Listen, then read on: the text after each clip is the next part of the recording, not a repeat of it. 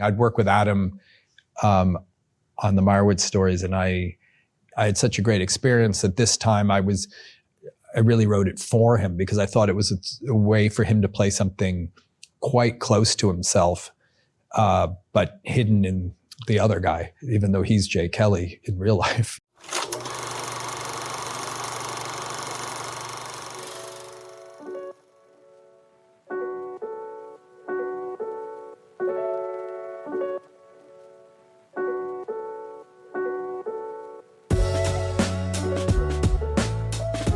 Hello, and welcome back to The Director's Cut, brought to you by the Directors Guild of America. In this episode, a famous actor and his devoted manager embark on a journey of self-discovery in director Noah Baumbach's comedic drama, Jay Kelly. The film tells the story of movie star Jay Kelly and his devoted manager as they take a whirlwind trip through Europe. Along the way, their journey becomes unexpectedly profound as they are forced to confront their choices, relationships, and the legacies they'll leave behind. In addition to Jay Kelly, Baumbach's other directorial credits include the feature films White Noise, Marriage Story, The Meyerowitz Stories, Mistress America, While We're Young, and Frances Ha. Following a screening of the film at the DGA Theater in New York, Baumbach spoke with director Todd Field about filming Jay Kelly. Listen on for their spoiler-filled conversation.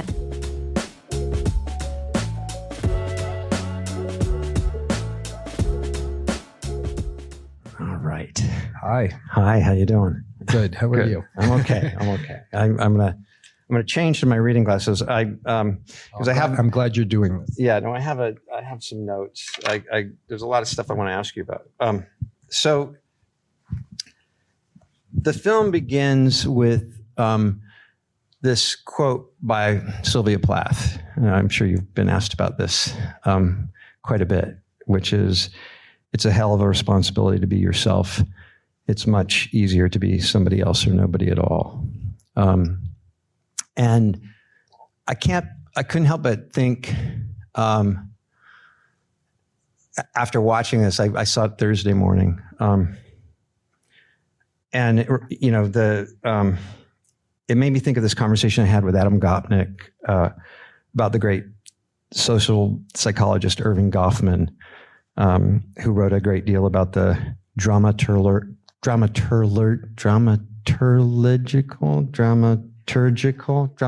right, approach to human interaction, and what Goffman describes as impression management through self-impersonation, and how we all do this, right? Not just actors. And that's what really struck me about the film, which is that you have all of these people that are sort of subverting their own identities and attaching them to the face of a single identity who's subverting his own identity for the same face, right? And I wonder if you could just sort of, talk for a minute about, where this started. I know this started as an idea, or I understand it as an idea when you were working on White Noise, and you started talking to Emily a little bit, and decided to write the script together. Yeah, I mean, it's sort of there are things that are in it that I've had versions of over the years, and like the notion of somebody running into somebody from your past who suddenly tells you that they can't stand you. I was, I hate that. Yeah. It's,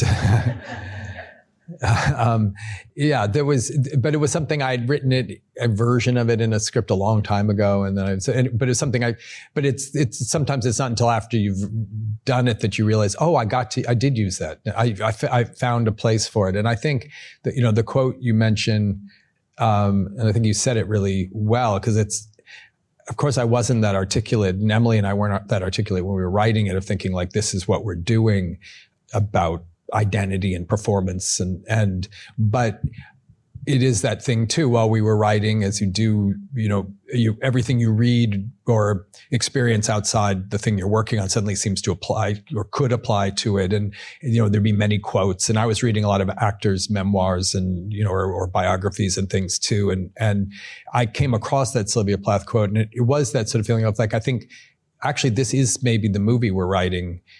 And so I kind of hung on to it and actually put it in the beginning, thinking like this is somehow defining something that I have been scratching at, and kind of, like, why did I choose an actor, to play this part, and a famous actor? Why did I do that? And then those things started to kind of reveal themselves, and so that you would have this sort of these layers of performance. You have, the movie we're making and the actors playing these parts and the thing, and then you also have this sort of notion of how we're all acting ourselves.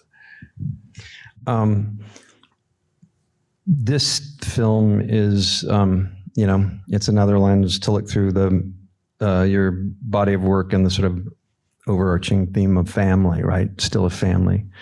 And as someone, as you mentioned, someone who's lived the strange life of pretend, you must get asked a lot whether, are there elements of, autobiography in this, as you've just pointed out, there is. For instance, I noticed Jay's publicist is named Liz. So when you said you didn't know whether or not this was going to be a movie star, was there any point where you thought about, because it seems to me like when I was leaving the theater, I thought of a couple different films that I wonder if might have influenced you. One, of course, is Bergman's Wild Strawberries. That seems like an obvious one. The other one, of course, is 8.5. So I wonder, was there any point in time where you thought about making him a filmmaker or a director? There wasn't, I think, but of course, because those movies, although I guess in 8.5 he's a sort of philosopher, or sort of, but it feels like a filmmaker. It's in Wild Strawberries, but it did feel like there is that sort of those movies, all that jazz. I mean, they're movies that Sullivan's Travels that have captured some aspect of, somebody who has now been doing this for a while, who's somehow sort of doing the thing now about where they are actually in some way. But I think I didn't think of making him a director. I mean, maybe partly because some of those movies have been so brilliantly done with directors as 8.5 is sort of says it pretty well. But I think this sort of, again, this notion of, I think also because fame and performance just felt integral to it. A director wouldn't have that sort of same kind of, certainly not the face recognition, on a train, we can kind of blend in pretty good. And, so that, and this sort of going off the rails, like what's at stake in terms of, because he's sort of this ambassador for himself in the world in some way, and so if he's not going to behave, or he's going to sort of, have a crisis in some kind of form, there is sort of more at risk in that way. Right. I mean, I guess, I only thought about the Bergman film because he's being haunted, right? And here, Jay's being haunted. Like in that way, the format's very Dickensian, right? It's sort of like he's going back and saying, I might have done that differently, or I wish I could do, all of these things, or maybe I'm not as guilty as I think I am, right? Right. Yeah. Am I good? That was a sort of question early on. I felt like I'd written of sort of like, am I a good person or a bad person?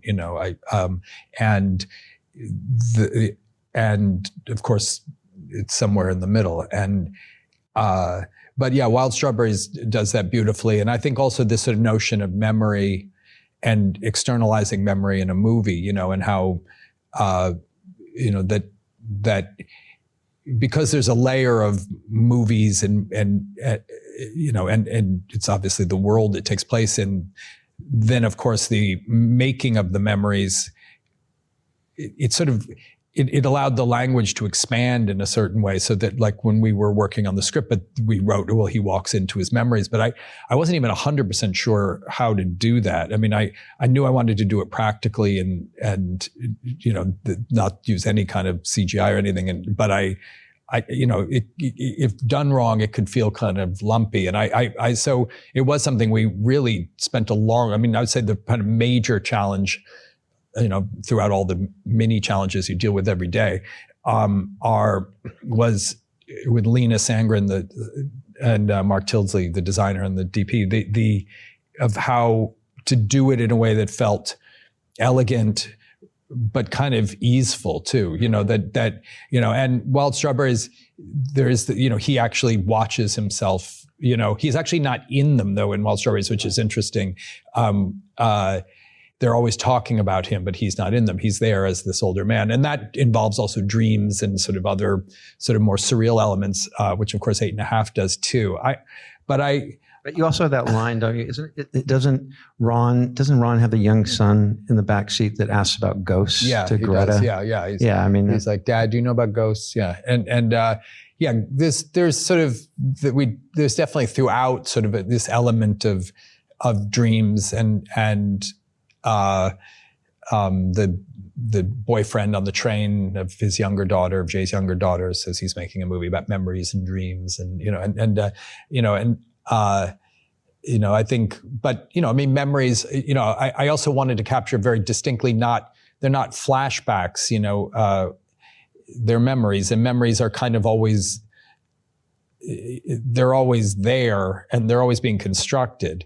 So they are like our movies, And it's the golden thread of him in real time doing what the audience is doing at the end, right? But doing it pretend versus reality. And right.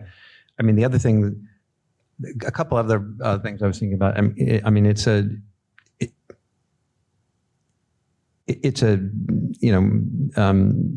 It's titled Jay Kelly, but it could easily be called Jay Kelly and Ron, Right. And I was reminded of Frankenheimer's The Comedian. Did you ever see that? No. It was Playhouse 90, I think 1957, with Mel Torme, and who's amazing, playing kind of the manager to Mickey Rooney, who's the comedian. I should have talked to you before I made it. And I was also thinking of a little bit of Peter Yates, the dresser, when he's applying the makeup. That was, yeah.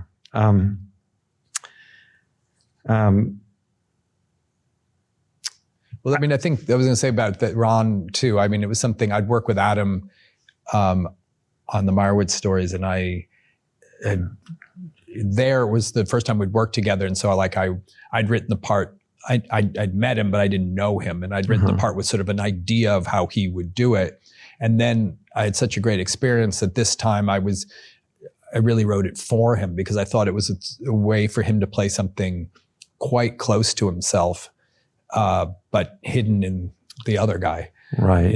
Even though he's Jay Kelly in real life, but to play somebody who was loyal and generous and devoted in a way that Adam really is to the people he works with, to his family. So, that was part of the excitement for me in working with him again, was to sort of, imagine you've had that. It's like you work with an actor and you're it's like the early love affair where you're discovering each other for the first time, and that's that movie. And then there's the marriage movie where you're now you're directing them and them so well, and it's a different thing. I can imagine. I know, I know you've been asked this before. I may have even been guilty of it, but a lot of the performances that you have with your actors, what you draw from them, and however you do that, there's a kind of there's a real magic to it. And I know you've been asked about improvisation before, and you said no. We rehearse. We talk, right? And it's interesting you saw something in Adam that you only see when you're on the floor with somebody. this performance is so different. It's such a really beautiful performance. It's so grounded and really touching. In so many ways. Because it's an occupational hazard to represent talent. Such as it is, and in a weird way, you're always playing possum, or you're playing dumb a lot, and smiling and saying everything's okay. And the sort of seminal moment, really is when Peter, makes the ask, is refused in his funeral, and the son hands the kerchief, and Jay thinks nothing of it and hands it to Ron. And you think Ron's just sort of haplessly putting it around his neck, but he knows what it means. Mm-hmm. And how powerful that is when he takes it off of his neck. He's saying something, mm-hmm. right? I've been yoked with this. I've been yoked with your bullshit. Right. I've been yoked with your unfeeling nature and what you've turned a blind eye to your entire career. And I'm guilty mm-hmm. because I was there too, It's a really soulful performance. It's a beaut. I wonder if, in the early stages when you were working with the two of them, clearly they have had, a very particular kind of experience as human beings, given how famous they are. But you talk about the kinds of things that happen when they're out in the world, and a little bit. And did you end up implementing any of that into the material? Yeah, we talked a lot about it. I mean, it was something George actually said, which was actually already kind of built into the script and the pacing of the movie, which is, he was saying, when you're out in the public, when, if you're as famous as he is, you can't stop, you can't slow down, because if you stop, people will take all the time, you have to keep moving. And that was sort of the pace of, at least I'd say like half to, 2/3 of the movie is the movie's moving at Jay's pace, and he is just trying to move. Of course, he's moving to, I think, try to outrun himself, outrun his mortality, but I think that was something we were always very conscious of, because it also did match,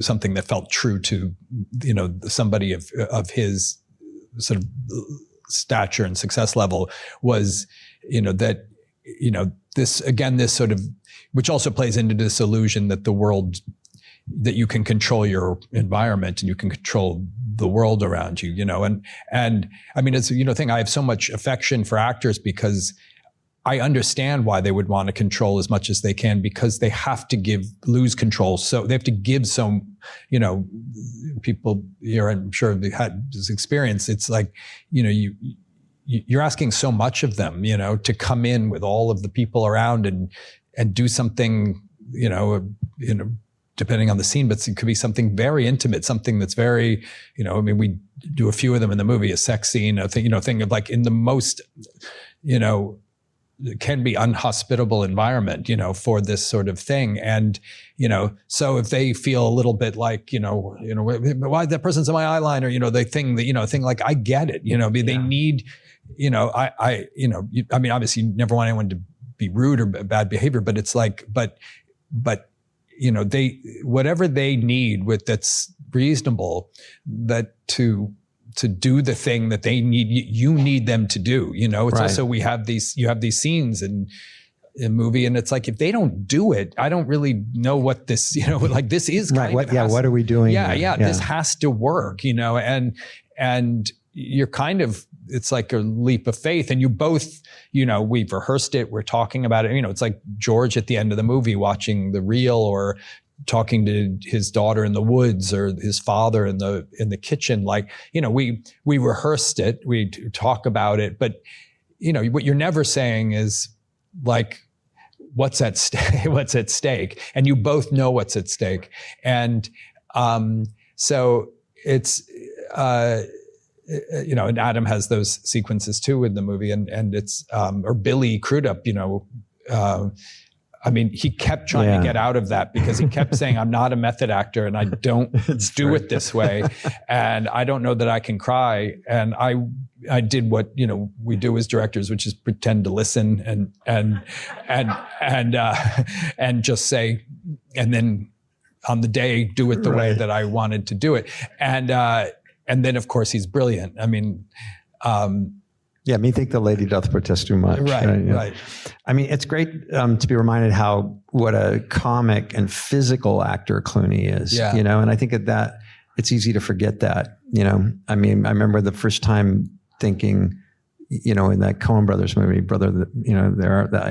and you realize, oh, he's really a comedian. Yeah. He really is a character actor, stuck in a leading man body. It's kind of, there's a brilliance there. And I love the scenes with Billy Crudup. And I especially love the hard cut to the parking lot after they had the big blowout and they're stuck there waiting for their cars to arrive. Right. What do you do in LA if you're having an argument and you have to wait for the valet? Big idiots. The breakup scene between Patrick Wilson and Adam is so tender and awful, and I appreciate that you have Frank Hewitt making that decision that he's gonna lower the axe in person, and we see it's really the first time that you see this, there's these baby steps, but that's a real breakthrough moment for Ron, and he kind of makes a half-hearted play to convince him, no, it's okay, and but he's resigned, it's like it's enough now. It's such a strange business that we're in, we depend on so many people to do so many things, and including the people that, we decide to represent what we do. And yeah, I found that really awful, that scene, because if you've ever been in that position, it's pretty awful. Well, yeah. And I think that it was a way also to look at friendship and in general, I think of power dynamics that exist in all relationships, and how, and you see it throughout the movie. I mean, different, how with Peter, when we first meet Peter in the memory, he's coming hat in hand, but when we see him in the later memory, he's the gatekeeper, and Jay is nowhere. He's the kid eating the piece of, Marlon Brando's image, and then he's, the Jay that we meet, in the present. And, and I think that sort of the power dynamics of, it's also the scene you're talking about comes after Ron has been you see him on the phone dealing with Jay's sort of crisis, and he's, you see how formidable he is too. It's like how he could, he's a very good, tough representative. But then there's, again, this thing of like, there is this other thing of, but I pay you, right. The 15% is brought up twice. Yes, right? Yes. Yeah. And sort of it doesn't mean real emotion isn't there, and it's not a real friendship, but it's like, what is it? Because it's born of this other thing, which also by design is there to support only one of you. It's the Jay relationship is about Jay, and it's not supposed to be about Ron. Ron's doing his job well if it's not about him, but Ron is a real person with a real life and a real, and he's a kind of shadow. I mean, that was always a kind of thing we thought about, is always sort of Jay. They're kind of, I mean, even in the opening shot, we have Jay's silhouette and Ron sort of converge as a visual. It was something we play with throughout the movie, and reflections and things with both of them, that Ron is like is like a shadow that's almost like reacting as like a slightly beat later, it's not an actual, it's like a shadow that's like dragging or something, because it's like Jay keeps moving and moving the bar, and Ron has to keep, and how far do you go? And we see, of course, everybody else, Liz and everyone who. Yeah. I mean, very much like in White Noise, where you're thrown in to something the score of physical actions is in motion, and you better catch up, and I love that, because you meet Liz, you meet Ron, you meet Jay, of course, and also just in terms of that oneer, and the lighting. I also love that you're playing with the silhouettes with the two of them, but you're also playing with the silhouettes of keeping the camera back on the crane, and it almost looks like a cutout. Like you don't believe it's real, and when it comes forward, it's almost shocking. When you finally reveal it, and he comes around and he sits down and has that last line. Well, it's sort of what we do. I mean, it's like all these things that don't look like anything or feel like anything until they do, it's, and it's also, I thought, was Jay's story. I mean, it's sort of our story of, I guess it's like, we're presented with all this loose information in our lives, and, and it's, what do we do with it? What are we meant to listen to? What is, it's, or of course also it's like the language of the movie. We're kind of, I guess in some ways help, showing the audience how to look and hear the movie in that shot. And, we did use forced perspective, it was, for the background, which looks like nothing, of course, until you hit the right angle of it. And George is at the lamppost and we come in and then it looks like a city. And, it actually made me think I'd love to do, like, for real, do something with forced perspective like that. But yeah, it's a way to kind of try to do sort of, a few things at once and it felt like one take was the right way to do that. We also did the quote as part of the take. So the quote is on glass, the Sylvia Plath quote. Oh, is that what it is? So like an old MGM way of doing it. Yeah. It's like, it's in black, on glass. So when it's dark, you don't see anything. And then the white smoke, which was there, comes up and reveals it. So, and then we rack focus to the guy as we're coming to the end, and then we start the movie. Which of course leads to that line, right? Which is, I don't want to be here anymore. I want to leave this party, right? Which of course he doesn't want to, he does want to stay. He doesn't want to leave. He wants to stay, but then he also says in that same dialogue within the movie is, I saw the end before it ended, which I was thinking is, what happens when you outlive your cultural relevance in some way, Right. And he also asks the director for another take and is played off, right? And he accepts it. And that's the first time it happens. And then it becomes a litany, right? The second time is when he's with the young actress that he is fond of. And she plays him off when he says, I want to go again. And then of course, the last line of the film, right? Which is, I'd like another one, right?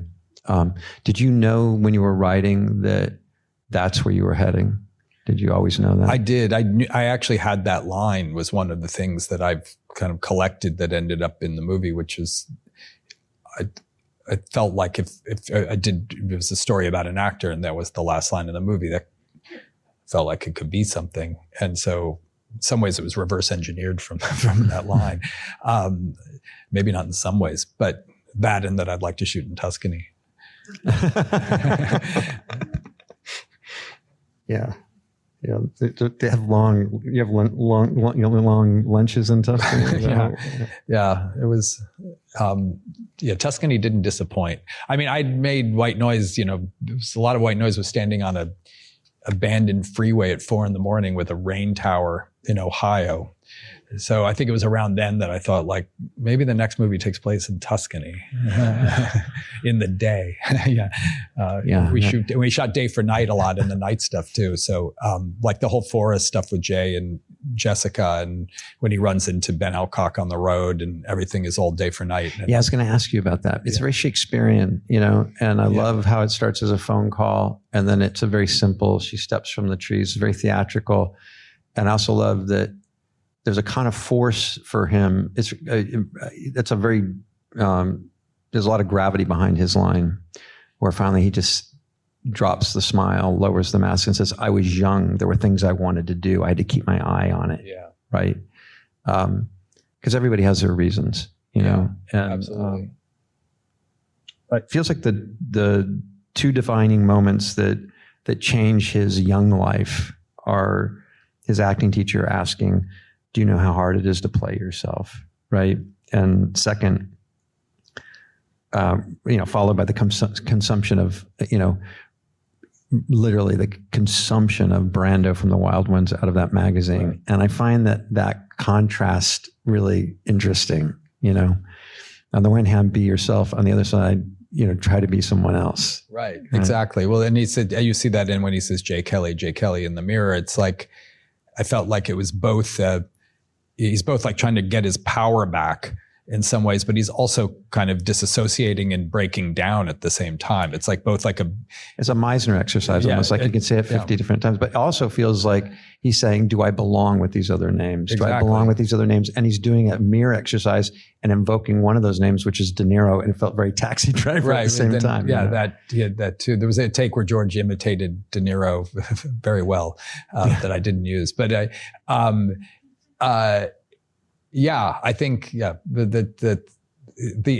I also think that thing, it's like, that you don't become J. Kelly by accident, you don't become, and, there's, I think, a sort of sense in the culture, if you read profiles of movie stars and things, and there's always sort of often I find the sort of element of like, they didn't want it. They have very mixed feelings about this, right. And it doesn't mean that they don't. I'm sure they do, but they wanted it more than anything because you can't get there by accident. And that's why I was sort of like, you have to eat the paper, and it's the guy who's willing to eat the paper is the guy who's going to get it and not the other guy. Right. Yeah. It's interesting. Yeah. The other guy wasn't going to eat the paper. He offered him the paper. He turned it down. He had his chance. Yeah. His chance to eat the paper. He didn't eat it. You talked about the morality or mortality rather, that sort of like facing death. And it feels like